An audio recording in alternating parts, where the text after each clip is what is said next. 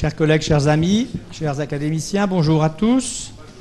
Bienvenue pour cette séance hebdomadaire du 21 octobre 2015 qui va être consacrée à la chirurgie orthopédique et plus précisément à l'arthroscopie. Cette séance est organisée par la Société française d'arthroscopie et sera co-modérée par Olivier Courage et François Cirvaux. Alors, je donne la parole au secrétaire annuel qui va nous lire le procès-verbal pour approbation de la séance de la semaine dernière.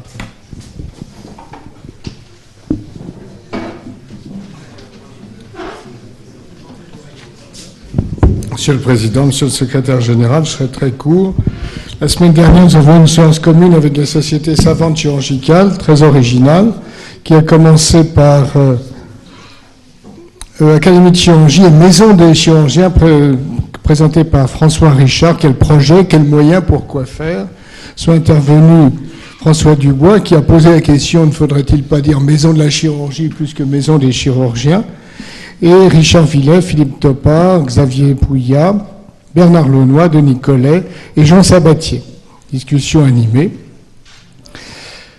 Albert-Claude Benamou nous a ensuite parlé des big data. Que devons-nous nous en attendre, en positif, en négatif?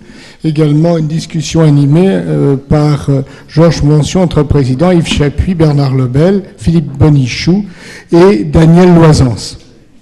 Le troisième topo concernait l'avenir de la chirurgie, présenté par un jeune chirurgien, Marc-Olivier Gossy. Il n'y a pas eu de questions. Et enfin, la séance est terminée par une table ronde avec présentation des différents points de vue sur le projet de Maison des chirurgiens et les souhaits spécifiques de chaque spécialité chirurgicale où sont intervenus une grande partie des sociétés savantes, représentées par Xavier Pouillat, Jacques Lansac, Jacques de Saint-Julien, Olivier Sterkers, Thierry Fayot, Henri Coudane et votre serviteur. J'en ai fini. Merci. Merci Gérard Morvan. Alors ce procès-verbal est soumis à votre approbation. Qui s'oppose? Qui s'abstient? Personne ne veut ajouter d'éléments nouveaux, donc le procès-verbal est adopté à l'unanimité. Juste pour l'information de nos amis orthopédistes qui sont présents, Marc-Olivier Gossy, dont il a été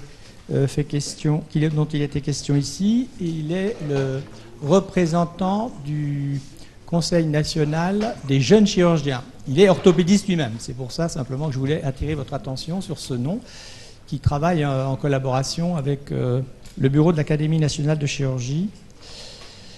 Les informations. Alors, les informations, monsieur le secrétaire général. Alors, la semaine prochaine, mercredi prochain, il n'y a pas de séance. Notre vice-président, dans sa grande sagesse, ayant pensé qu'il fallait se reposer un petit peu au moment de la Toussaint. Par contre, la semaine suivante, il y a deux séances. Le mardi 3, à l'Académie de médecine, pour parler de la chirurgie du sujet âgé, et le mercredi 3, le mercredi 4, pardon, le sujet, je ne sais plus. La chirurgie plastique reconstructrice du sein. Voilà, animé par Catherine Bruon-Rodier de Strasbourg. Je voulais également expliquer la relative modicité de l'Assemblée aujourd'hui, parce qu'il y a à l'Académie de médecine, en ce moment, la réception de l'Académie de Roumanie, qui est présidée par un transplanteur hépatique, et donc la plupart de nos collègues intéressés par ce genre de pathologie est à l'Académie de médecine. Merci Philippe. Alors en complément d'information, je vais vous donner un bref compte-rendu de notre séjour à Oran. Nous nous sommes déplacés en tant qu'Académie nationale de chirurgie ce week-end pour un congrès bicéphale consacré à la chirurgie vasculaire et à la chirurgie viscérale, mini-invasive et endoscopique à Oran, à l'instigation des deux collègues responsables de ces deux sociétés en Algérie. Une quinzaine d'académiciens nous accompagnaient, ainsi que notre directeur communication et développement. Et je dois dire que c'était un grand succès à la fois en ce qui concerne l'accueil, les relations et la qualité scientifique des échanges. Vous aurez certainement plus de détails lors des conversations privées ou lors du rapport qu'on pourra en faire au conseil d'administration. Donc il y a une grande demande de la part des chirurgiens du Maghreb pour avoir une collaboration plus proche. Et à cette occasion, donc, on a été en liaison avec les chirurgiens de Tunis, qui se sont un petit peu abandonnés pour des raisons que vous imaginez, et puis aussi des collègues marocains. Enfin, donc, dans ce cadre des collaborations avec le Maghreb, nous avons, je vous le rappelle, le 9 décembre prochain, une séance intitulée « Séance franco-algérienne » qui sera consacrée pour moitié à la chirurgie viscérale et pour moitié à la chirurgie vasculaire. Dernière information, c'est notre collègue Rafael Alvarez Cordero qu'on vous a présenté la semaine dernière, qui est maintenant un hôte quasiment à temps plein de notre académie puisqu'il a déménagé pour habiter tout près d'ici à Paris, qui est membre de l'Académie nationale de chirurgie, spécialiste en chirurgie digestive et plus particulièrement d'obésité, qui a côtoyé pendant quelques années à Cochin notre ami Chapuis, qui souhaite faire une déclaration. Donc je lui donne la parole pour quelques instants. Monsieur Cordero, je vous en prie. Merci, Monsieur le Président. Je suis ravi d'être ici à l'Académie des chirurgies et je vous remercie de votre accueil. J'aimerais prendre une minute pour me présenter.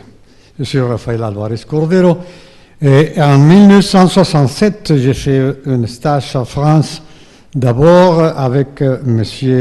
Jacques Grenier à Strasbourg et après chez M. Lucien Léger et M. Jacques Mialaré ici à Paris. J'ai rentré au Mexique pendant plus de 30 ans. J'ai travaillé au Mexique, notamment dans la chirurgie de l'obésité. En 1995, j'ai fondé l'Association mexicaine de chirurgie de l'obésité. Un peu après, la Fédération internationale de chirurgie de l'obésité, qui célébrait son congrès mondial ici à Paris en 2007, sous la présidence de M. Jean-Marc Chevalier. J'ai l'honneur d'être élu membre de cette honorable académie en 1983, grâce à mon ami l'académicien Michel Julien, déjà décédé. Et en 1986, après le tremblement de terre au Mexique, je suis venu à l'académie pour présenter un témoin de reconnaissance aux plus de 40 chirurgiens qui voyageront au Mexique pour soigner nos Mexicains blessés. En 2005, nous avons l'honneur de recevoir un groupe d'académiciens français à l'Académie mexicaine de chirurgie, visite que nous voudrons répéter dans l'avenir. Maintenant, j'habite à Paris, car le recteur de l'Université nationale du Mexique m'a nommé secrétaire académique du Centre d'études mexicains en France, dont le bureau est logé ici à Cordeliers, au 3e étage, et je suis là à votre disposition. Je vous remercie de votre gentillesse.